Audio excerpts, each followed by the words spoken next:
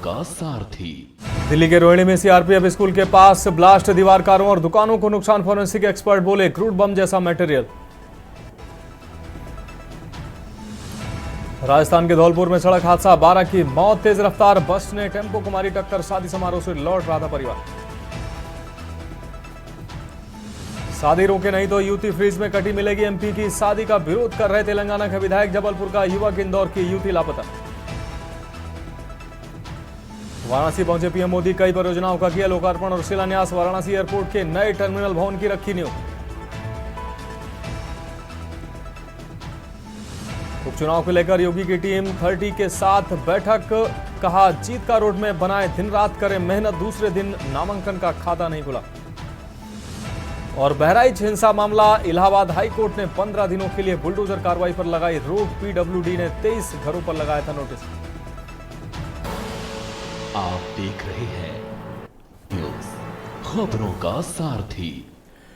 नमस्कार, देश की बात के साथ मैं हूं मनोज माना। अहम खबर से बुलेटिन की शुरुआत करते हैं। दिल्ली के रोहिणी के प्रशांत बिहार इलाके में रविवार को धमाके की तेज आवाज सुनाई दी। इस घटना के बाद इलाके में अफरा तफरी मच गई। यह धमाका केंद्रीय रिजर्व पुलिस बल के स्कूल की दीवार के पास हुआ। दिल्ली अग्निशमन सेवा के अधिकारियों ने कहा कि घटना में कोई घायल नहीं हुआ है। बम धमाके के बाद धुएं का एक बड़ा गुबार भी देखा गया। इस घटना के बाद से इलाके के लोगों में दहशत का माहौल है। वहीं पुलिस ने कहा कि वह सीसीटीवी फुटेज की जांच कर रहे हैं।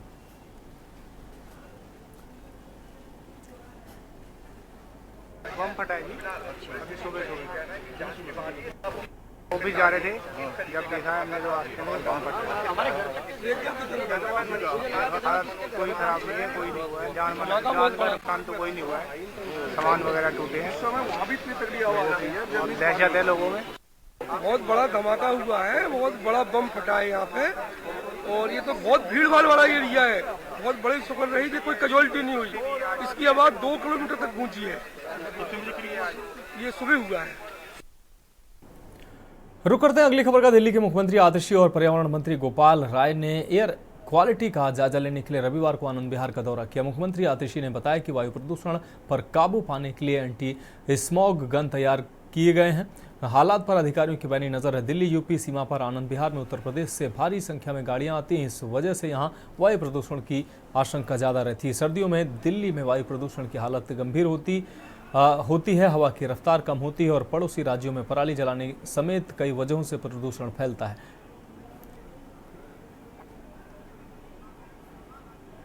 बहुत सख्ती से एंटी पोल्यूशन मेजर्स को डिप्लॉय किया जा रहा है। चाहे डस्ट कंट्रोल की ड्राइव्स हों, हमने 99 टीम्स बनाई हैं जो पूरी दिल्ली में अलग अलग जगह पे कंस्ट्रक्शन साइट्स पे जो सारे डस्ट कंट्रोल मेजर्स हैं उनको चेक कर रही हैं। दिल्ली में 350 से ज़्यादा एंटी स्मॉग गन्स को डिप्लॉय करने का प्रोसेस शुरू हो गया है। दिल्ली में आज के दिन में चाहे पीडब्ल्यूडी हो चाहे एमसीडी हो, अपने सारे रिसोर्सेज लगाकर दिल्ली में प्रदूषण रोकने का काम चल रहा है। लेकिन आनंद विहार एक ऐसा इलाका है जहां पर, क्योंकि ये दिल्ली और यूपी के बॉर्डर पर है, यहाँ पर दिल्ली के बाहर से भी बहुत सारी बसेज आती हैं। पास में कौशाम्बी का बस अड्डा भी है। आनंद विहार एक ऐसा हॉटस्पॉट है जहां पर दिल्ली में हाईएस्ट AQI लेवल होता है। इसीलिए आज यहाँ पे दिल्ली के पर्यावरण मंत्री गोपाल राय जी और मैं यहाँ पे व्यक्तिगत तौर पे खुद आए हैं आनंद विहार में जो सारे पोल्यूशन कंट्रोल मेजर्स हैं उनका जायजा लेने के लिए।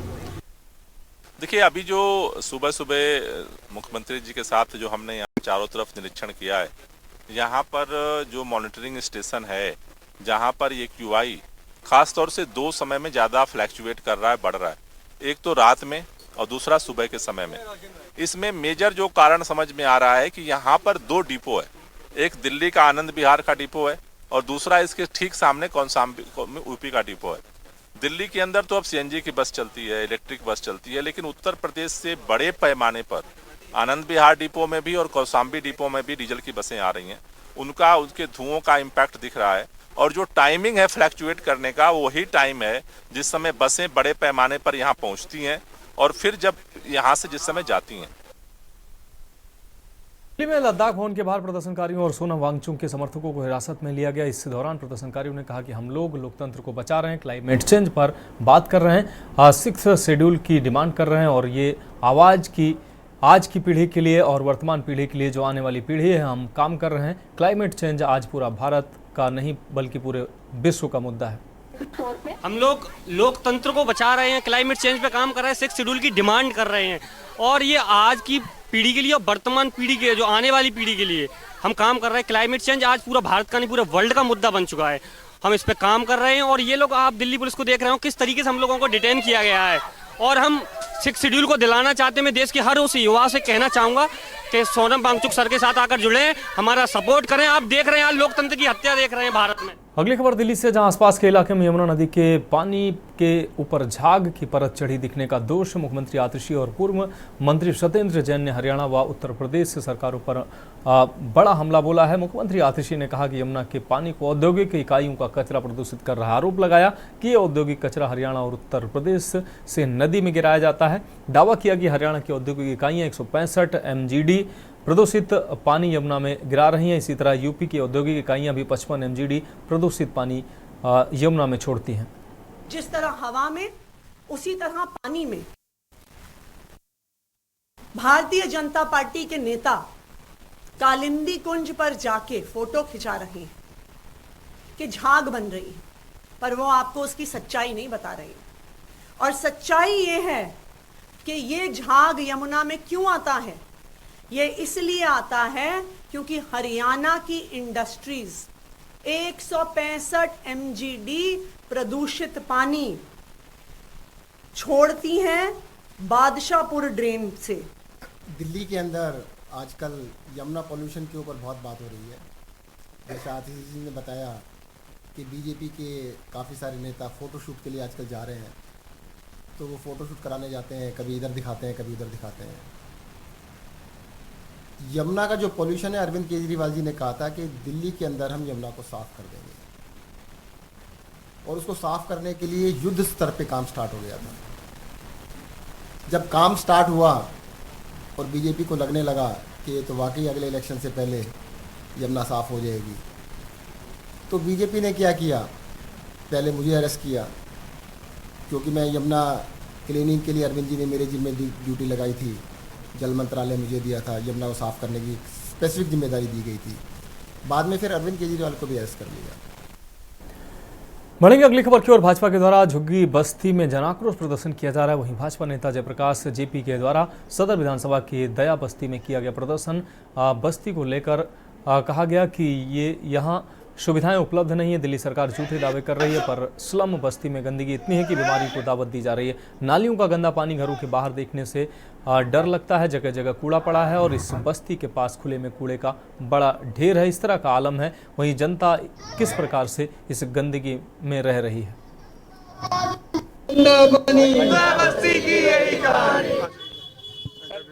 तरीके से आप झुग्गी बस्तियों में जा रहे हैं, लगातार बीजेपी की तरफ से कैंपेन किया जा रहा है कि झुग्गी बस्तियों में जाकर उनका जायजा लिया जा रहा है। क्या लगता है कि आम आदमी पार्टी की तरफ से दावे किए गए थे झुग्गियों के अंदर, क्या वो पूरे होते हुए नजर आ रहे हैं कि आप लोग? देखिए, दावे सारे झूठे हैं।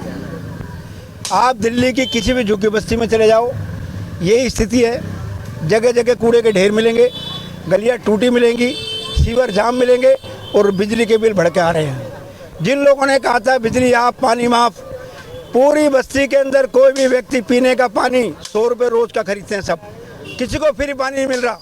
अगर एक व्यक्ति को 100 रुपये रोज का पानी खरीदना पड़ता है तो 3000 रुपये महीने का पानी होता है और एक साल में वो 36,000 का और 5 साल में 2 लाख का पानी, तो आप पानी फ्री कहाँ हुआ? आप आपकी बात करते थे, आज पूरी झुग्गी में चले जाएं, किसी भी झुग्गी वाले का 2,500 से 5,000, 8,000, 11,000 तक का बिल आ रहा है, 10,000 का बिल आ रहा है। लोग परेशान हैं, गलियाँ टूटी हुई हैं। आपने करा क्या? गली आप बना नहीं सके, पानी आप ला नहीं सके, सड़कें आप बना नहीं सके, कूड़ा आप उठा नहीं सके। आप सब एक काम किया, आपने शराब बेचने का काम किया। हर गली मोहल्ले बस्ती के बाहर आपने शराब की दुकानें खुलवा दी। तो हम इन बस्ती वालों को बताने आए हैं, आइए हमारा साथ दीजिए। रुक करेंगे अगली खबर का। हरियाणा के करनाल में रविवार को विंटेज गाड़ियों की नुमाइश लगी। इनमें 1930 और 40 के दशक की कारों से लेकर 60 और 70 के दशक वाले वेस्पा स्कूटर और रॉयल एनफील्ड तक शामिल थे। आपको बता दें कि इस हफ्ते के अंत में इन गाड़ियों की रैली निकलेगी। ये रिपोर्ट देखिए।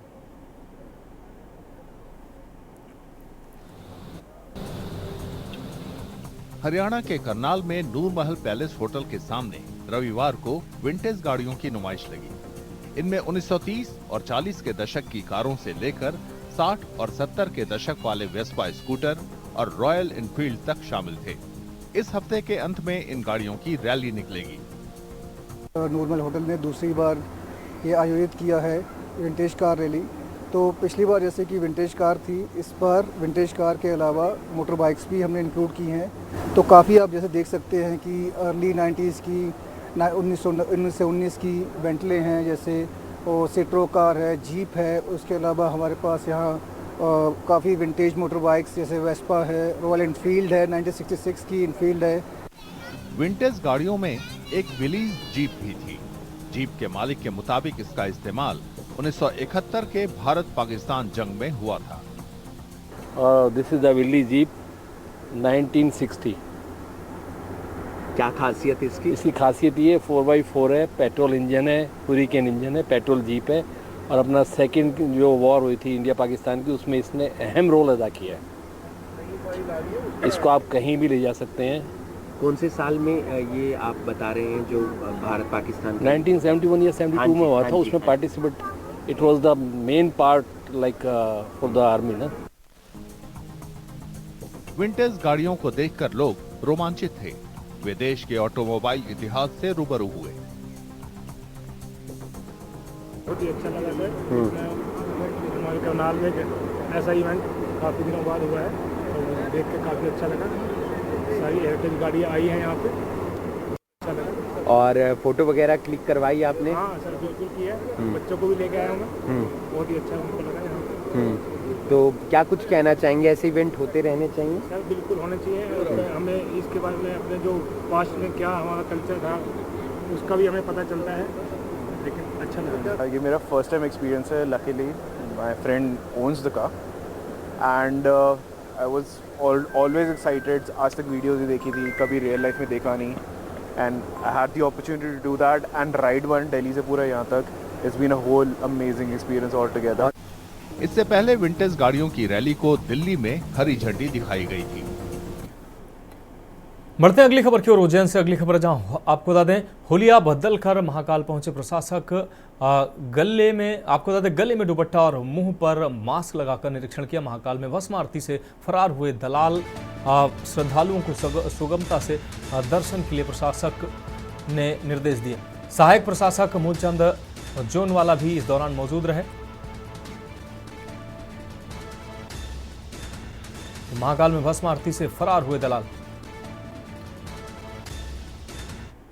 अगली खबर का रुख करते हुए उज्जैन में 100 से ज्यादा साइलेंसर पर पुलिस ने बुलडोजर चलाया है। ये सभी आपको बता दें साइलेंसर 2 पहिया वाहनों पर मॉडिफाई करके लगाए गए थे। एसपी प्रदीप शर्मा ने बताया कि साइलेंसर मॉडिफाई करने के युवा मोटरसाइकिल चलाते थे। इससे बुजुर्ग और महिलाओं को बेहद परेशानी होती थी। कई बार इन लोगों को साइलेंसर हटाने और जब्त करने की कार्रवाई की गई, लेकिन साइलेंसर मॉडिफाई करके 2 पहिया वाहन में लगाना बंद नहीं होने पर यह कार्रवाई की गई है। अब उन दुकानदारों के खिलाफ भी कार्रवाई की जाएगी जो मॉडिफाई साइलेंसर वाहनों में लगाते हैं।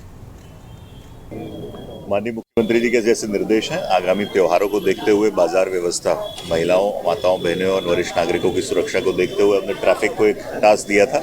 ऐसे लोग जो बाजार में इरिटेट करते हैं लोगों को आवाज़ी साइलेंसर्स या पटाखे वाले साइलेंसर्स के माध्यम से, ऐसे करीब 100 मोटरसाइकिलों को जब्त किया गया। इनके विरुद्ध 3 लाख रुपए के आसपास का जुर्माना लगाया गया और साथ ही इसमें जो साइलेंसर्स हैं आज उनको पब्लिकली नष्ट किया गया। हमारा सभी से अनुरोध है कि इस तरह का कोई मॉडिफिकेशन ना करें। जो दुकानदार मॉडिफाई करेंगे और जो लोग मॉडिफाई कराएंगे उन दोनों के विरुद्ध इसी तरह। बढ़ेंगे अगली खबर की ओर। मध्य प्रदेश के भिंड से अगली खबर, जहां भिंड के लहर में करवा चौथ और दीपावली के त्यौहार को लेकर बाजारों में चहल पहल देखने को मिली है। आपको बता दें थाना प्रभारी रविंद्र शर्मा ने दलबल के साथ बाजार व्यवस्था में उतरकर सुनिश्चित किया जाता है तो सुरक्षा व्यवस्था ठीक से चले। पुलिस ने पैदल मार्च निकालकर रोड पर दुकान सजाए मिले लोगों को रोड से पीछे करवाया और आगे बढ़ी, दुकानों का सामान पीछे कराया।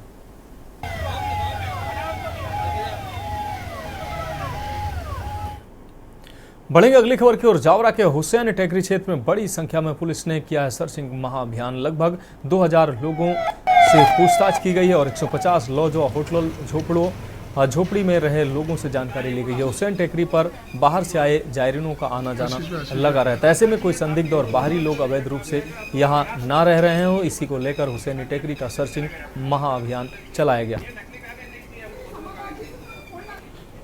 श्रीमान पुलिस अधीक्षक महोदय के आदेश पर एक हुसैन टेकरी क्षेत्र में एक सघन चेकिंग अभियान चलाया गया, जिसमें लगभग 80 के आसपास का बल रहा।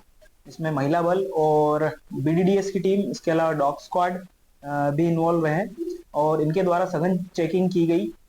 लगभग 6 टीमें बनाई गई। 6 अनुभाग जावरा ग्रामीण और जावरा शहर अनुभाग के सभी थाना प्रभारियों के नेतृत्व में 6 टीमें बनाई गई और उनके द्वारा लाज चेकिंग और जो झोपड़ियां बनाकर रहते हैं उनकी चेकिंग की गई और सभी होटल लाज की जो चेकिंग की गई, उनके व्यक्तियों के आधार कार्ड वगैरह भी चेक किए गए।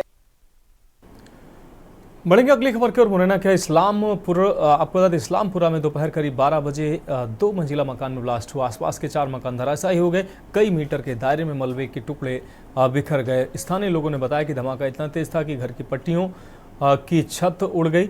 जिस मकान में विस्फोट हुआ वह गजराज सिंह राठौर के नाम पर है। 3 साल पहले गजराज ने जमीन को मकान किराए पर दिया था। ब्लास्ट के समय वह घर में नहीं था। किचन में खाना बना रही पत्नी और बेटी मलबे में दब गए। 2 बेटे अरबाज और आर्य स्कूल गए थे। जमील दिवाली के समय पटाखे बनाता था। हालांकि जमील को पुलिस ने हिरासत में लिया है। पूछताछ में जमील ने बताया कि उसके एक रिश्तेदार के पास पटाखा बनाने का लाइसेंस है।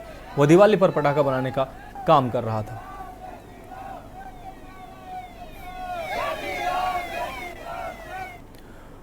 बढ़ेंगे अगली खबर की ओर। जांजगीर के शांतिनगर क्षेत्र में एक 2 साल की बच्ची संदिग्ध के साथ दुष्कर्म का मामला सामने आया है। खून से सनी बच्ची गंभीर अवस्था में कचरा के ढेर से मिली है। बच्ची खून से लथपथ हालत में शांतिनगर की झाड़ियों के बीच पाई गई है। यह घटना शाम करीब 7:30 बजे की है, जब मोहल्ले के लोगों ने बच्ची की कराहने की आवाज़ सुनी और परिजनों को सूचना दी। परिजनों ने तुरंत बच्ची को जिला अस्पताल पहुंचाया, जहां उसकी हालत गंभीर बताई जा रही है। जांजगीर कोतवाली थाने में छोटी बच्ची के परिजनों के द्वारा बच्ची के साथ दुष्कर्म का अपराध पंजीबद्ध कराया गया है। पुलिस के द्वारा अपराध पंजीबद्ध कर मामले की जांच की जा रही है। बच्ची जिला चिकित्सालय में भर्ती है, जहां उसका उपचार जारी है।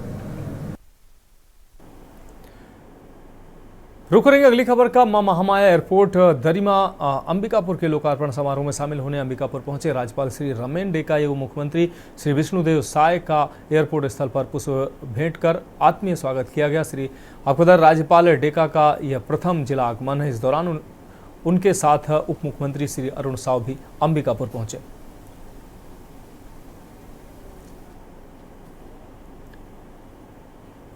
तो देश की बात में अब आगे बढ़ते हैं और अगली खबर की बात करते हैं। अगली खबर उत्तर प्रदेश के कानपुर से, जहां महाराजपुर में बेल्ट फैक्ट्री में आग की घटना सामने आई है। रूमा स्थित फैक्ट्री में रोज लेदर फैक्ट्री में आग की घटना सामने आई है। आग लगने से क्षेत्र में अफरा तफरी का माहौल बन गया। मौके पर पहुंची फायर ब्रिगेड ने आग पर काबू पाया। आग लगने की वजह शॉर्ट सर्किट बताई गई। मौके पर किसी प्रकार की जनहानि की खबर नहीं है।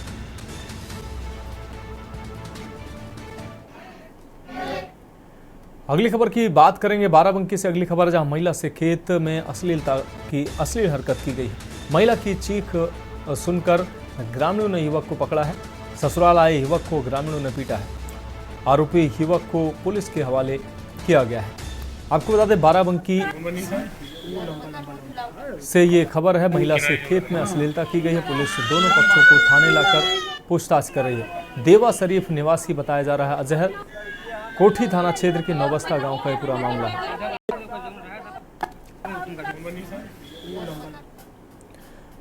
अब बढ़ेंगे अगली खबर की ओर। गाजीपुर से अगली खबर है, जहां मां ने अपनी 6 माह की बच्ची को नदी में फेंका है। मासूम बच्ची की डूबने से इस दौरान मौत हो गई है।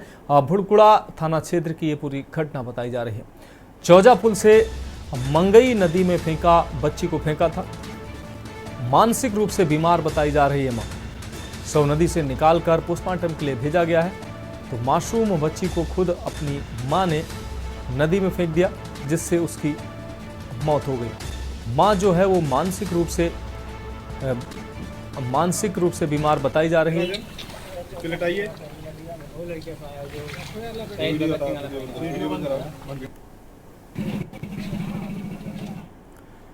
बढ़ेंगे अगली खबर की ओर। मुरादाबाद से अगली खबर है, जहां पुलिस के जवान ने आत्महत्या की कोशिश की है। जवान ने जहर खाकर आत्महत्या की कोशिश की है।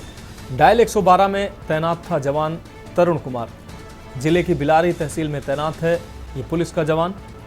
पत्नी के झगड़ा करके चले जाने से तनाव में था, काफी समय से तनाव में था और यह पुलिस का जवान। फोन पर की थी जवान से, आपको बता दें पत्नी के परिजनों ने फोन पर जवान से गाली गलौज की थी। पत्नी के परिजनों की गालियों से ये जवान नाराज था। जवान को गंभीर हालत में अस्पताल में भर्ती कराया गया। अब बढ़ेंगे अगली खबर की ओर। बांदा से अगली खबर, जहां युवती की संदिग्ध हालत में छत बिछत शव बरामद हुआ है। आपको बता दें विभत्स तरीके से युवती की हत्या कर शव फेंका गया है। हत्यारों ने युवती की आंख फोड़कर हत्या की है। अदालत से सुनवाई करके लौट रही थी युवती। परिजनों ने पति पर हत्या का आरोप लगाया। सूचना मिलते ही मौके पर पहुंची पुलिस शव कब्जे में लेकर पोस्टमार्टम के लिए भेजा है। डॉग स्क्वाड के साथ फॉरेंसिक टीम जांच में जुटी हुई है। पुलिस ने हत्यारोपी पति को गिरफ्तार कर लिया है। मामला बबेरू थाना के आहार गांव के पास का है। जनपद बांदा थाना बबेरू 18 अक्टूबर के शाम के समय एक महिला का शव आहार गांव के पास बंदे में मिला था। शव को कब्जे में लेकर के उसको परिजनों की तलाश की गई तो पता चला कि एक विवाहिता स्त्री हैं और उसी गांव के पास की रहने वाली है। इनका ससुराल पक्ष से विवाद चल रहा था। माननीय न्यायालय में कोई तारीख थी, उसके बाद घर वापस लौट रही थी, घर नहीं पहुंची थी। वो लोग तलाश करते रहे थे। बाद में जब उसका शव मिला, पंचायत नामा पोस्टमार्टम की कार्रवाई की जा रही है और पुलिस के द्वारा तत्परता दिखाते हुए इसमें जो आशंका व्यक्त की जा रही परिजनों के द्वारा, उसके आधार पर पति को गिरफ्तार किया गया है। पति से पूछताछ की गई है, उसके द्वारा अपना जो इकबाल किया गया है और इस बीच तहरीर प्राप्त हुई है। अभियोग पंजीकृत किया गया है। जो तहरीर के अनुसार और अन्य लोगों को भी नामजद किया गया है। उनकी भी संलिप्तता के संबंध में तहकीकात की जा रही है। जो भी साक्ष्य मिलेंगे उसके आधार पर अग्रिम विधिक कार्रवाई। अगली अहम खबर उन्नाव से है। बड़ी खबर आपको बता दें उन्नाव से सामने आ रही, जहां पीएनसी इंफ्राटेक की लापरवाही से बड़ा हादसा हुआ है। मिट्टी धंसने से दबकर 2 मजदूरों की मौत हुई, जबकि एक गंभीर रूप से घायल हुआ है। पाइपलाइन डालने के दौरान मिट्टी धंसने से दबे हैं 3 मजदूर। पीएनसी प्लांट के गेट पर डाली जा रही थी पाइपलाइन। पोकलैंड मशीन से मिट्टी हटाकर किया गया है रेस्क्यू। कड़ी मशक्कत के बाद सभी को बाहर निकाला गया है। सूचना पर मौके पर पहुंची पुलिस और एम्बुलेंस। मिट्टी में दबने से 2 मजदूरों की दर्दनाक मौत हुई है। एक मजदूर को गंभीर हालत में इलाज के लिए हायर सेंटर रेफर किया गया है।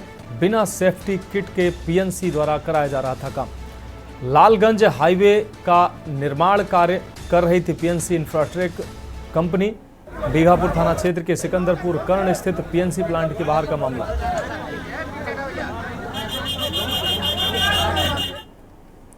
अब बढ़ेंगे अगली अहम खबर की ओर। प्रधानमंत्री नरेंद्र मोदी ने अपने संसदीय क्षेत्र वाराणसी का दौरा किया। रविवार दोपहर वह वाराणसी पहुंचे।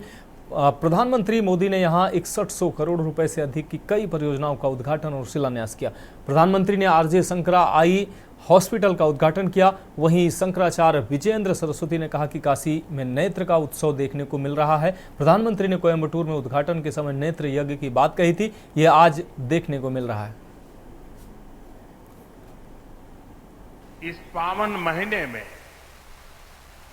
काशी आना ये अपने आप में एक पुण्य अनुभूति का अवसर होता है। यहां अपने काशीवासी तो है ही, संतजनों और परोपकारियों का भी संग है। इसे सुखद संयोग भला क्या हो सकता है। अभी मुझे परम पूज्य शंकराचार्य जी के साथ दर्शन का, प्रसाद पाने का और आशीर्वाद प्राप्त करने का सौभाग्य मिला है। उनके आशीर्वाद से ही आज काशी को, पूर्वांचल को एक और आधुनिक अस्पताल मिला है। भगवान शंकर की नगरी में आरजे शंकरा नेत्र अस्पताल आज से जन जन के लिए समर्पित है। अगली खबर का रुख करेंगे खबर बहराइच से, जहां बहराइच में बुलडोजर एक्शन पर इलाहाबाद हाई कोर्ट की लखनऊ बेंच ने 15 दिन के लिए रोक लगा दी। अब इस मामले में बुधवार को सुनवाई होगी। पीडब्ल्यूडी विभाग की तरफ से जिन 23 लोगों के घरों व दुकानों पर नोटिस चिपकाया गया था, उनको जवाब दाखिल करने के लिए 15 दिनों का वक्त दिया गया है। ऐसे में अब 23 अक्टूबर की सुनवाई के बाद ही आगे की कार्रवाई की जाएगी। जस्टिस मसूदी ने प्रभावित व्यक्तियों को नोटिस का जवाब दाखिल करने के लिए 15 दिन का समय दिया। अब इस मामले की अगली सुनवाई 23 अक्टूबर 2024 को होगी। अदालत के इस आदेश से प्रभावित पक्षों को कुछ राहत मिली है, वहीं उन्हें दिए गए समय में अपना पक्ष रखने का अवसर भी मिला है। मामले की सुनवाई बुधवार को हाईकोर्ट की लखनऊ बेंच में जारी रहेगी। जनहित याचिका थी कि 13 नवंबर को बहराइच के महसी महाराजगंज कस्बे में कम्युनल वायलेंस हुआ था। उसमें किसी की बड़ी अनफॉर्चुनेट डेथ हो गई थी लड़के की। उसके बाद वहाँ एडमिनिस्ट्रेशन ने उस बाजार में, जो महाराजगंज बाजार है, उसमें 23 लोगों को आइडेंटिफाई किया, या एडमिनिस्ट्रेशन बता पाएगा कि कैसे किया। उनको आइडेंटिफाई करके नोटिस डिमोलिशन की दी थी, तो 3 दिन का वक्त दिया था, क्योंकि आज खत्म हो रहा था। हमने PIL इस वजह से की थी कि जिनको नोटिस दी गई है, जो कि विक्टिम है, पीड़ित हैं, जिनका घर गिराया जाना था, वो ज़्यादातर लोग या तो जेल में थे या वहाँ से भागे हुए थे डर के मारे। तो हमने कोर्ट से ये प्ली ली कि साहब, जब वहाँ पे कोई है नहीं मौके पे, या तो लोग जेल में हैं या तो भागे हुए हैं, डरे हुए हैं, तो नोटिस रिसीव कौन करेगा और जवाब कौन देगा।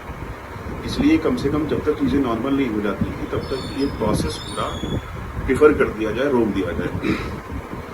तो और ये मामला सुप्रीम कोर्ट में ऑलरेडी पेंडिंग है, बुलडोजर और डिमोलिशन वगैरह का। तो कोर्ट ने उसका कॉग्निजेंस लेते हुए कोर्ट ने खुद को 2 दिन बाद मुकदमा ये लगाया हुआ है। स्टेट को डायरेक्शन दिया है कि इस मामले में कंप्लीट डायरेक्शन आप दीजिए कि टोटल वहाँ कितने मकान हैं, कितनों को आपने नोटिस दिए, कितनों को नहीं दी है। कंप्लीट इंस्ट्रक्शन जो भी है वो हमको आप खुद तक दीजिए। और पीड़ितों को उन्होंने 15 दिन का समय दिया है जवाब दाखिल करने के लिए, और एडमिनिस्ट्रेशन से कहा है कि इनका जवाब लेके उसको कंसीडर करके फिर उसके बाद ऑर्डर करें। 23 लोगों को नोटिस दी गई थी पीडब्ल्यूडी की तरफ से, गैर कानूनी नोटिस थी। इसीलिए APCR की तरफ से, APCR के पैनल के थ्रू माननीय उच्च न्यायालय में एक याचिका किया गया था। इस पर माननीय उच्च न्यायालय ने इस मामले को अर्जेंट समझकर अर्जेंट सुनवाई किया, और माननीय उच्च न्यायालय ने इस पर 15 दिवस का मौका दिया है कि जिन लोगों को 23 लोगों को नोटिस दी गई है, उनको 3 दिन न करके 15 दिन का मौका दिया जाए, ताकि वो अपना पक्ष रख सकें। इसका ये इनडायरेक्ट रूप से मतलब ये हुआ है कि 15 दिवस का ये स्टे है। 15 दिवस तक कम से कम अब बुलडोजर की कार्रवाई पर रोक मानी जाएगी। 15 दिन का मौका तो दिया गया है, लेकिन बुधवार को फिर से सुनवाई होनी है। इस पर अभी तमाम पक्ष आएंगे। हो सकता है कि PWD ने बिल्कुल गैरकानूनी रूप से काम किया हो और PWD ही अपनी नोटिस वापस ले ले, क्योंकि PWD ने पक्षपात तरीके से, गलत तरीके से किया है। माननीय उच्च न्यायालय सुनवाई करेगा। माननीय उच्च न्यायालय ने न्याय को जिस तरीके से दर्शित किया है, उस तरीके से न्याय हुआ है, न्याय मिला है, और न्यायालय से आइंदा भी न्याय मिलेगा। और इस खबर पर ज़्यादा जानकारी के लिए हमारे संवाददाता शुभम मिश्रा हमारे साथ जुड़ गए हैं। शुभम, हाईकोर्ट की इलाहाबाद हाईकोर्ट ने अब बहराइच में जो बुलडोजर कार्रवाई होनी थी उस पर रोक लगाई है। 15 दिन के लिए हाईकोर्ट ने स्टे दिया है। क्या कुछ अब देखने को मिल रहा है? जो मकान तोड़े जा रहे थे, क्या उन लोगों ने अब मकान तोड़ना बंद कर दिया है, क्योंकि स्वतः लोग अपना मकान तोड़ रहे थे? लेकिन मैं आपको बता दूं, बहराइच 13 अक्टूबर को बहराइच में हिंसा हुई थी। उसके दौरान आरोपियों के घर के करीब लगभग 23 घरों पर नोटिस चर्चाकर अतिक्रमण हटाने की बात कही गई थी, जिसके बाद ग्रामीणों में और आसपास के लोगों में भय था। वो कल देर शाम से अपने आप यानी खुद उजाड़ने लगे थे, लेकिन आज देर शाम जब मुझे ये राहत वाली खबर मिली, उसके बाद वहाँ इलाकाई लोगों में कहीं न कहीं राहत की सांस ली है। अब वो जो है अपने मकानों के आसपास जो भी सामान बाहर रखे थे उन्हें फिर से अंदर रख रहे। कम से कम उन्हें इन लोगों का ये कहना है कि अब हमें 15 दिन का समय मिला है, हम अपनी दूसरी व्यवस्था भी कर सकते हैं। लेकिन अभी भी लोगों में डर बना है कि क्या 15 दिन बाद फिर यही आदेश आएगा कि लोगों के मकान इस बार तोड़े जाएंगे।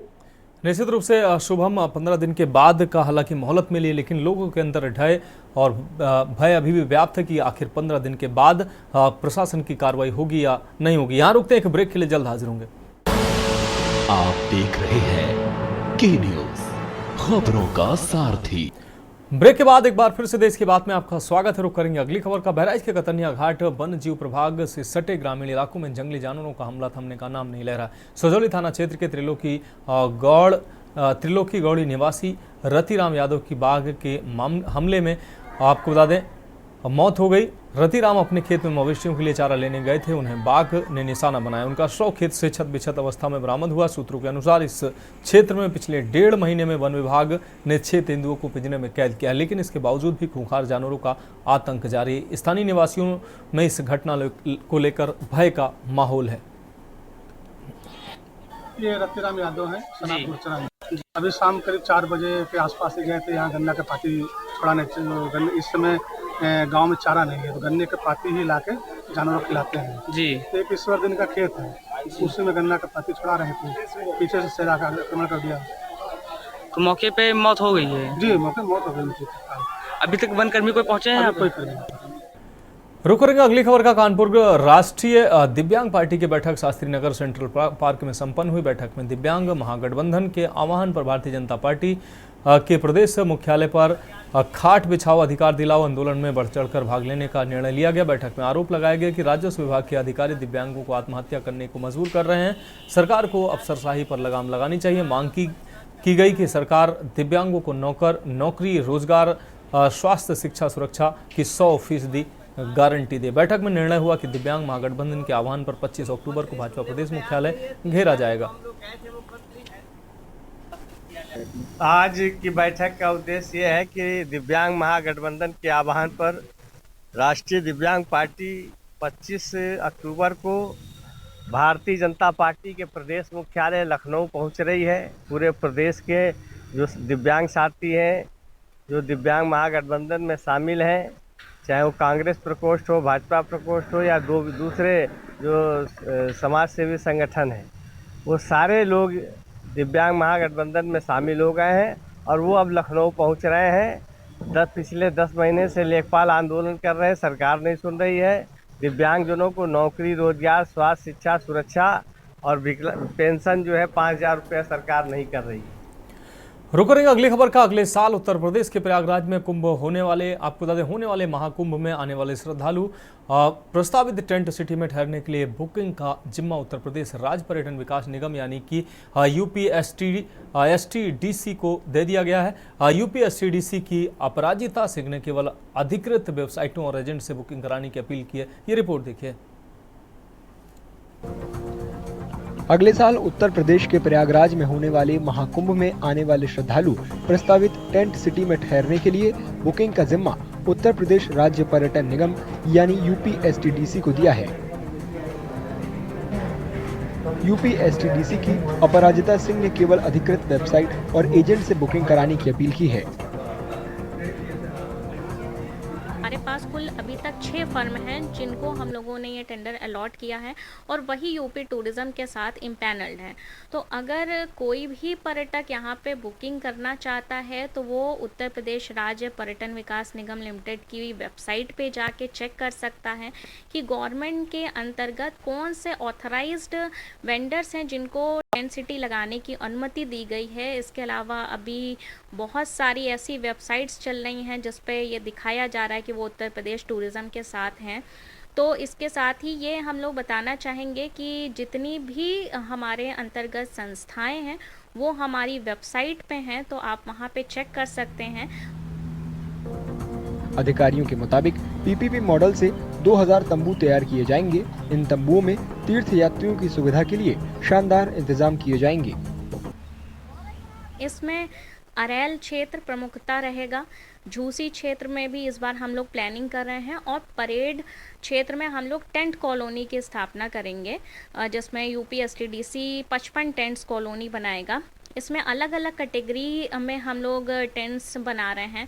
डीलक्स हो गया, महाराजा टेंट्स हो गया, विला हो गया, जिसमें आप अपने सुविधा अनुसार, अपनी बजट के अनुसार आप रह सकते हैं। अगले साल जनवरी फरवरी में होने वाले महाकुंभ के दौरान लगभग 40 करोड़ लोगों के प्रयागराज पहुंचने की उम्मीद जताई जा रही है।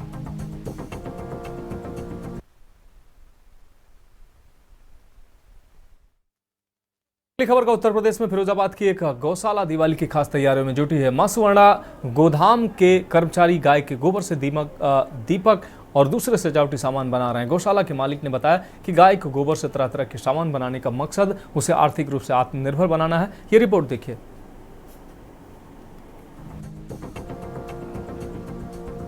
उत्तर प्रदेश में फिरोजाबाद की एक गौशाला दिवाली की खास तैयारियों में जुटी है। मां स्वर्णा गौधाम के कर्मचारी गाय के गोबर से दीपक और दूसरे सजावटी सामान बना रही हैं। गौशाला के मालिक ने बताया कि गाय के गोबर से तरह तरह के सामान बनाने का मकसद उसे आर्थिक रूप से आत्मनिर्भर बनाना था। इन सभी का उद्देश्य जो है वो गौशालाओं को स्वावलंबी बनाने के उद्देश्य के साथ में जो है इस कार्य को किया जा रहा है। हमारी अपनी गौशाला जिसमें 125 से ज़्यादा गौवंश है और इसमें पूरी तरह स्वावलंबी रूप से जो है संचालित होती है। इसमें किसी प्रकार का दान या अनुदान हम नहीं लेते हैं। गोबर, गौमूत्र और पंचगव्य से तरह तरह के उत्पाद बना करके उसका विपणन करके ही जो है पूरी गौशाला का आर्थिक संचालन होता है। अभी दीपावली का त्योहार है तो किस तरीके की है? अभी दीपावली के समय में जो है वो दीपक है, धूपबत्ती, समदानी कप के अलावा जो है गणेश जी, लक्ष्मी जी की प्रतिमा आप देख रहे हैं यहाँ पर। तरह तरह के बंधनवार और बहुत सारे डेकोरेशन की कई सारी चीजें दिवाली की हैं। मां स्वर्णा गौधाम 8 साल से गोबर के सामान तैयार कर रही है। इस काम में जुटे लोगों की अपील है कि वह दिवाली मनाते हुए पर्यावरण का भी ध्यान रखें। देसी गौ माता के गोबर से में बहुत सारी पॉजिटिव एनर्जी होती है और जैसा कि मुझे इस काम को करते हुए लगभग 8 वर्ष हो गए हैं, तो 2021 से मुझे आउट ऑफ कंट्रीज के भी काफ़ी सारे ऑर्डर्स मिले। हमारी जो गणेश जी, लक्ष्मी जी है, काफ़ी सारी डेकोरेशंस के आइटम हैं। ये सारी चीज़ें हम लोग देसी गौ माता के गोबर से बनाते हैं। और जैसे कि हम लोग जैसे हवन पूजन वगैरह करते तो हमने काफ़ी सारी धूपबत्तियाँ भी बनाई है, साम्रानी कप्स भी बनाए हैं जिसको हवन कप बोला जाता है। एक कप जलाने से ऐसा लगता है कि पूरे घर की शुद्धि हो गई है। और हवन कंडे भी बनाते हैं। तो मैं चाहती हूँ कि सब कोई अपने घरों में इस दिवाली पे इस चीजों को लगाएं। एक कारीगर ने बताया कि गोबर के सामान बनाने में किन सामानों की जरूरत पड़ती है। ये वॉल हैंगिंग है और इसको गोबर के पाउडर से बनाते हैं। किस तरीके से आप इन सब चीजों को तैयार करते हैं? इसके लिए सबसे पहले गोबर सुखाया जाता है। सुखाने का इसको फर्टिलाइजर की मशीन है, उसमें पीसा जाता है, पाउडर बनाया जाता है, फिर उसकी छनाई होती है। बड़े बड़े छटने लगे हमारे यहाँ, उससे छनाई होती है। छनाई होने के बाद इसमें मुल्तानी मिट्टी और ग्वारगम वगैरह मिलाकर इसका पाउडर तैयार किया जाता है। गौशाला के कार्यकर्ताओं का कहना है कि लोगों में जागरूकता बढ़ रही है, लिहाजा गाय के गोबर से बने सामानों की मांग भी धीरे धीरे बढ़ रही है।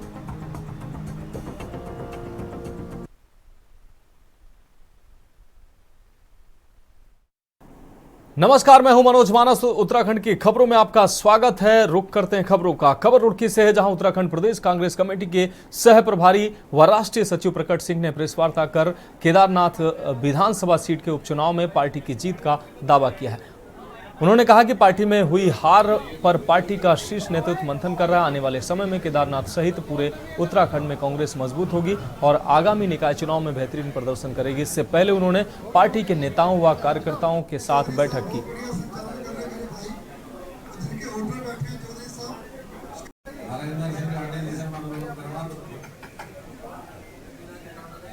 मेरी पहली मीटिंग है और मैं सबसे पहले तो आपका धन्यवाद करता हूं और जिला कांग्रेस कमेटी का धन्यवाद करता हूं और जितने लीडर्स हैं, क्योंकि मेरा काम सिर्फ कोऑर्डिनेशन का है और हम इसमें बेहतर कोऑर्डिनेट करके एक टीम बना के आगे बढ़ेंगे और जो भी आने वाले समय में चुनौतियां होगी उसका अच्छी तरह सामना करेंगे।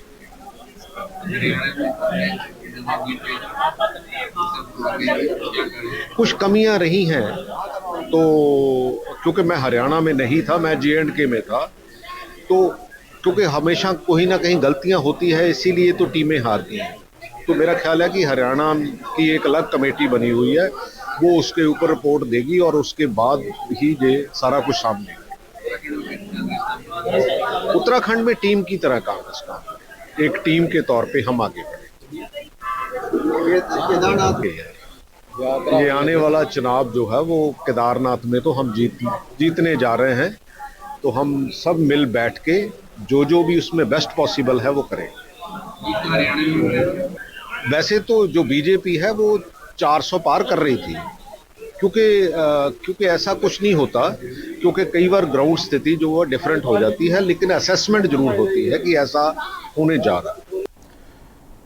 रुक करते हैं अगली खबर का। खबर देहरादून से, जहां रिलायंस इंडस्ट्री के चेयरमैन देश के प्रमुख कारोबारी मुकेश अंबानी श्री बद्रीनाथ केदारनाथ धाम के दर्शन करने पहुंचे। उद्योगपति ने पहले बद्रीनाथ और बाद में केदारनाथ धाम पहुंचकर दर्शन पूजन किया। केदारनाथ मंदिर समिति अध्यक्ष अजेंद्र अजय ने उद्योगपति का स्वागत किया। इससे पहले उन्होंने बद्रीनाथ धाम में वेद पाठ पूजन कराया। उसके बाद मंदिर परिसर स्थित माता लक्ष्मी मंदिर में भी दर्शन किए। इस दौरान उन्होंने प्रशंसकों व मंदिर समिति के पदाधिकारियों के साथ फोटो भी खिंचवाए।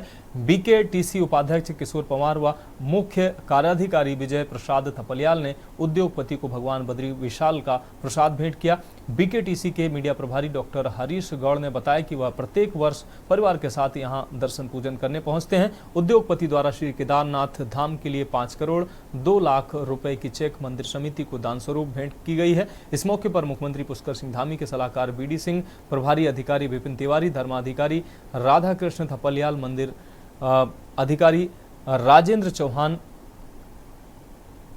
आदि मौजूद रहे।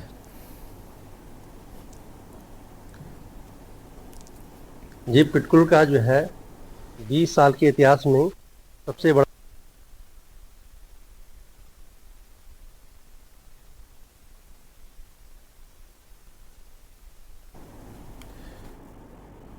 बढ़ते हैं अगली खबर की ओर। मुख्यमंत्री कैंप कार्यालय देहरादून में पिटकुल के प्रबंध निदेशक पीसी ध्यानी ने सीएम पुष्कर सिंह धामी से मुलाकात की। इस दौरान उन्होंने पिटकुल द्वारा उत्तराखंड शासन को लाभांश के रूप में 11 करोड़ की धनराशि का चेक प्रदान किया गया। मुख्यमंत्री पुष्कर सिंह धामी ने कहा कि उत्तराखंड को ऊर्जा प्रदेश बनाने के लिए विद्युत निगमों को पूरी सक्रियता के साथ सहयोगी बनना होगा। मुख्यमंत्री ने पिटकुल के अधिकारियों को निर्देश दिए हैं कि सितंबर 2024 में पिटकुल के जिन 5 नए उपकेंद्रों का शिलान्यास किया गया उनके कार्यों में तेजी लाई जाए। वहीं पीसी ध्यानी ने कहा कि मुख्यमंत्री के मार्गदर्शन में पिटकुल ने गत 2022-23 में 26.9 करोड़ की तुलना में वित्तीय वर्ष 2023-24 में 141.67 करोड़ का लाभांश अर्जित किया है। विगत 3 वर्षों से उत्तराखंड शासन को प्रत्येक वर्ष 5 करोड़ का लाभांश दिया गया था। उन्होंने कहा कि मुख्यमंत्री के कुशल नेतृत्व एवं मार्गदर्शन में पिटकुल में विभिन्न परियोजनाओं पर कार्य किए जा रहे हैं।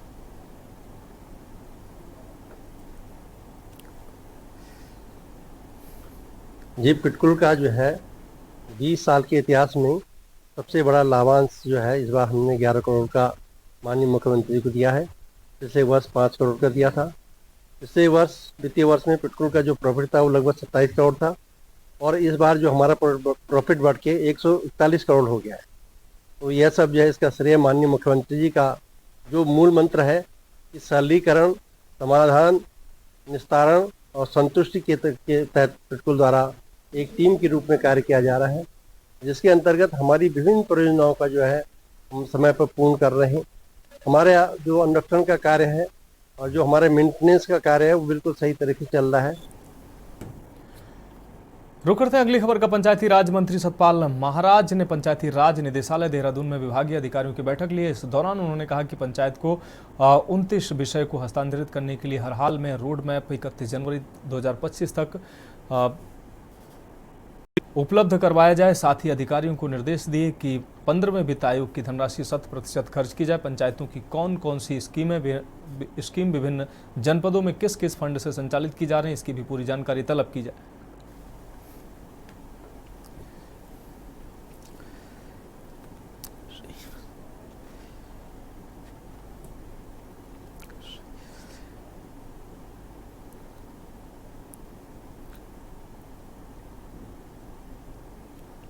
आज बड़ी महत्वपूर्ण बैठक रही पंचायती राज की, इसमें हमारे सचिव भी थे और सब निदेशक थे, अपर सचिव थे।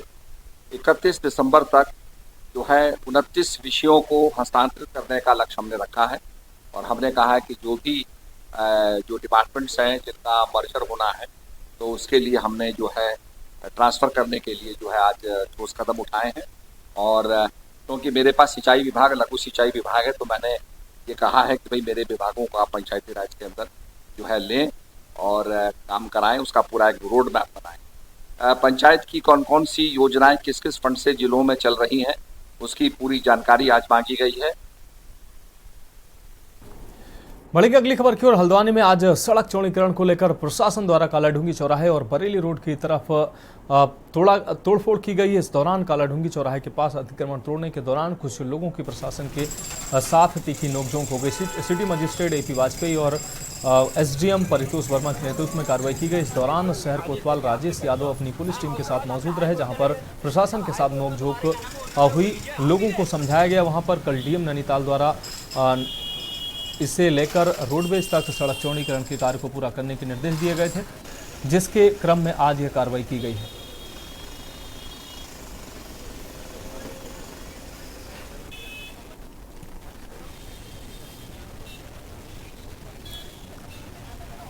हमारे पास कोई भी नोटिस इनके द्वारा नहीं आया गया। तो वहाँ उत्तराखंड सैनिक मोटर वाहन समिति के नाम से ये अलॉटमेंट है राज्यपाल उत्तर प्रदेश सरकार द्वारा, और राज्यपाल सचिव उत्तर प्रदेश सरकार द्वारा हमें भूमि आवंटन की गई है। कुमाऊं कमिश्नर द्वारा भूमि की पैमाइश करके ADM अपर जिलाधिकारी द्वारा ये नक्शा पास किया गया था पहला। उसके बाद फिर बाद में शहर में RBF लागू हो गया था 1982-83 में। तो बाद में RBF लागू हुआ तो प्रदीप भटनागर तत्कालीन IAS ऑफिसर, उनके द्वारा ही हमारी भूमि की पैमाइश करी गई। 12 मीटर सड़क चौड़ीकरण यहाँ पे होना है और कुछ लोग व्यक्तियों को द्वारा बार बार कहने के बाद भी यहाँ पे चौड़ीकरण का कार्य नहीं किया गया। तो इसी वजह से आज यहाँ पे बाई फोर्स कुछ स्ट्रक्चर हटाए जा रहे हैं, क्योंकि इसमें जो हमारी बिजली की लाइन है इसको चालू करने में भी बाधा आ रही थी। तो इसी को देखते हुए 12 मीटर पर ये बिल्डिंग हटाई जा रही है। हमारा लेफ़्ट साइड का पोर्शन है, इसमें गवर्नमेंट प्रॉपर्टी लगभग हम लोग हटा चुके थे और 12 मीटर वाइड भी हो गई थी। यहाँ पर एक स्ट्रक्चर है, इनको लगभग 3 महीने पहले से समय दिया गया था और जो इलेक्ट्रिक पोल्स हैं वो भी नए शिफ्ट कर दिए गए हैं। लेकिन इस बिल्डिंग में कतिपय भाग जो चौड़ीकरण में आया था वो न हटने की वजह से जो नए पोल हैं उसमें इलेक्ट्रिक सप्लाई चालू नहीं हो पा रही थी। तो उनको पर्याप्त समय देने के बाद भी न करने के बाद आज ये कार्रवाई हमने प्रारंभ की है। बढ़ेंगे अगली खबर की ओर। नैनीताल पहुंचे मंडी परिषद अध्यक्ष अनिल डब्बू और राज्य मंत्री दिनेश आर्य व नैनीताल विधायक सरिता आर्य ने राज्य अतिथि गृह में पत्रकार वार्ता करते हुए कांग्रेस द्वारा 21 अक्टूबर को अतिक्रमण के नाम पर गरीबों को हटाने की साजिश और भ्रष्टाचार सहित जनहित के दर्जनों मुद्दों को लेकर नैनीताल कमिश्नरी का घेराव पर निशाना साधते हुए कहा कि कांग्रेस गुंडे माफियाओं को लेकर प्रदर्शन करने की कोशिश कर रही है। हरियाणा में मिली हार से कांग्रेस बौखलाई है। मुख्यमंत्री पुष्कर सिंह धामी के नेतृत्व में प्रदेश विकास के पथ पर अग्रसर है। कांग्रेस अनर्गल बातें कर जनता को गुमराह कर रही है, दुष्प्रचार करने में जुटी हुई है। वहीं हल्द्वानी रेलवे भूमि में अतिक्रमण हटाए जाने के सवाल पर अनिल डब्बू ने अंग्रेजों के समय में बनाई गई रेलवे लाइन का विस्तार होना आवश्यक है, जिसके लिए सुप्रीम कोर्ट द्वारा जारी रेलवे भूमि में काबिज अतिक्रमणकारियों के विस्थापन की गाइडलाइनों का पालन किया जाएगा।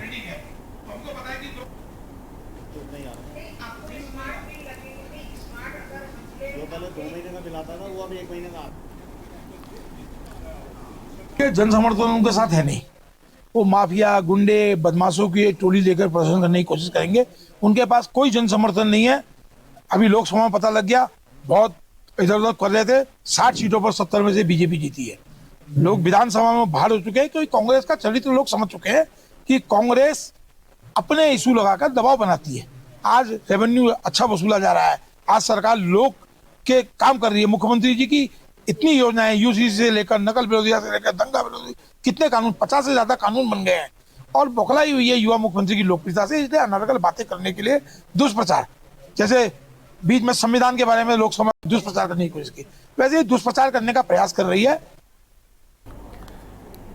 रुक करते हैं अगली खबर का। पौड़ी व्यापार सभा की पहल पर पौड़ी के रामलीला ग्राउंड में संडे मार्केट की शुरुआत की गई है। संडे मार्केट की शुरुआत आज स्थानीय विधायक रामकुमार पौड़ी द्वारा रिबन काटकर की गई। इस दौरान कांग्रेस जिला अध्यक्ष विनोद नेगी, नगर अध्यक्ष भरत सिंह रावत, आवाहन संस्था की अध्यक्ष प्रियंका थपलियाल, पूर्व छात्र संघ अध्यक्ष ऋत्विक अश्वाल तथा अन्य गणमान्य व्यक्तियों की मौजूदगी रही। व्यापार सभा की ओर से शहर में व्यापारिक गतिविधियों को बढ़ावा देने के लिए सस्ती दरों पर ग्राहकों को सामान उपलब्ध कराने के लिए संडे मार्केट की शुरुआत की गई, जिसमें विभिन्न प्रकार के सामान सस्ती दरों पर एक ही जगह पर ग्राहकों को उपलब्ध करवाने के लिए व्यापारियों द्वारा कई स्टॉल भी लगाए गए।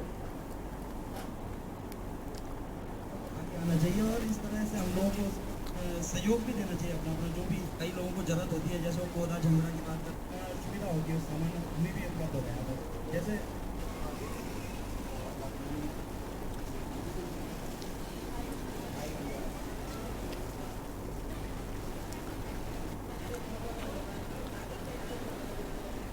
ये बहुत बड़ा और ऐतिहासिक कदम व्यापारिक संगठन के द्वारा यहाँ पर लिया गया है और ये बहुत महत्वपूर्ण एक बॉडी के लिए कार्यक्रम बना है। और वास्तव में इस तरह का ये जो छोटे छोटे कार्यक्रम हैं, इनके माध्यम से हमारे लोगों को जो है बहुत अच्छा एक प्लेटफॉर्म मिलेगा, ताकि वो हम अपने जो घरेलू उत्पाद भी हैं और अपने दुकानों के जो सामान हमारे पास रुक जाते हैं, तो उनको भी निकालने का एक अवसर मिलता है। आज जो हमारे कई व्यापारी लोग ये चाह रहे थे कि उन्हें एक प्लेटफॉर्म मिले, जिससे कि वो अपने जो उत्पाद हैं या उनके यहाँ जो स्टॉक है उसको संडे मार्केट के रूप में निकाल पाए, तो हमने उन्हें एक प्लेटफॉर्म दिया है संडे मार्केट के रूप में। और हम ये भी चाह रहे हैं कि कम से कम ऑनलाइन जो मार्केट चल रहे हैं, हम लोगों से भी अपील करते हैं कि लोग ऑनलाइन खरीदारी ना करके और यहाँ पर हमारे मार्केटों में आए। हम संडे मार्केट में बहुत सस्ता और अच्छा सामान उनको उपलब्ध करवा रहे हैं। निश्चित रूप से जब परिवर्तन होता है, एक नई सोच आती है, तो उस सोच का ये पहला उदाहरण है कि आज जो है हमारे व्यापार सभा में जो हमारे आदरणीय अध्यक्ष हैं यहाँ श्रीमान विनय शर्मा जी, उन्होंने जो है एक नई सोच के साथ उनकी पूरी टीम ने जो ये आयोजन किया है, ये काबिले तारीफ है और मैं उनको भविष्य की शुभकामनाएं पेश करता हूँ। निश्चित रूप से इस तरह की सोच और इस तरह की पहल जो है पौड़ी को एक नया मुकाम देगी। रुक करेंगे अगली खबर का। रुड़की के नगर निगम सभागार में एमेच्योर ग्रैम्पलिंग कमेटी उत्तराखंड की पत्रकार वार्ता का आयोजन किया गया, जिसमें कमेटी के सचिव राजेंद्र सिंह रावत ने पिछले 3 वर्षों के कार्य की जानकारी दी। वहीं उन्होंने बताया कि 18 नवंबर से 20 नवंबर तक हरिद्वार जनपद में राष्ट्रीय ग्रैप्लिंग प्रतियोगिता आयोजित की जाएगी। जूनियर व सीनियर वर्ग, महिला व पुरुष दोनों वर्ग में आयोजित होगी, जिसमें 3000 से अधिक खिलाड़ी व 300 रेफरी के आने की संभावना है, जिसमें देश के कोने कोने से खिलाड़ी आकर भाग लेंगे तथा इस प्रतियोगिता में हरियाणा, राजस्थान पुलिस के सिपाही भी आकर हिस्सा लेंगे। प्रतियोगिता में गोल्ड मेडल जीतने वाला खिलाड़ी वर्ल्ड चैंपियनशिप में प्रतिभाग करेगा।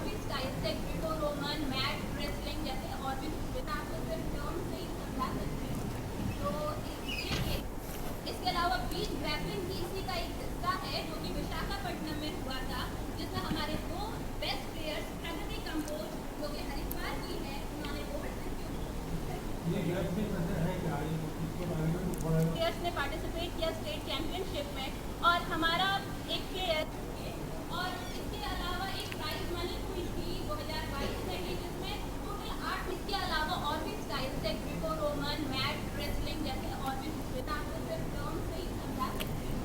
तो इसके अलावा बीच ग्रैपलिंग भी इसी का एक हिस्सा है, जो कि विशाखापट्टनम में हुआ था, जिसमें हमारे 2 बेस्ट प्लेयर्स प्रगति कंबोज जो कि हरिद्वार की है, उन्होंने तो राष्ट्रीय ग्रैपलिंग प्रतियोगिता में आयोजित तो होगी। ग्रैपलिंग कमेटी की पत्रकार वार्ता का आयोजन किया गया है।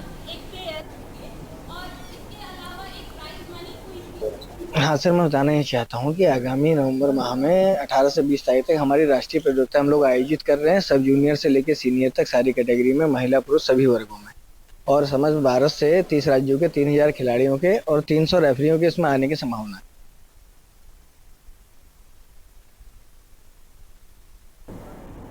तो फिलहाल खबरों में वक्त एक ब्रेक का, जल्द हाजिर होंगे।